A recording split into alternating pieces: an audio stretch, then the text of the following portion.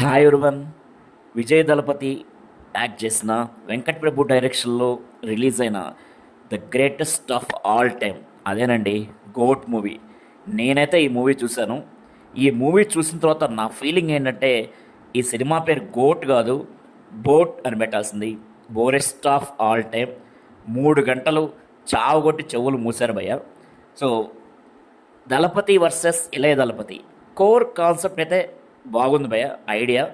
And ఇళయ దళపతి కోసం ఏ టెక్నాలజీలో డిఏజ్డ్ ప్రాసెస్ యూజ్ చేసి యంగ్ విజయ్ని క్రియేట్ చేశారు.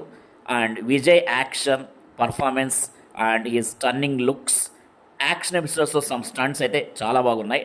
అండ్ మైనస్ పాయింట్స్కి వస్తే ఈ మూవీ లెంత్ భయ 3 hours 5 minutes. It's very length, boring అనిపిస్తుంది, ల్యాగ్ అనిపిస్తుంది.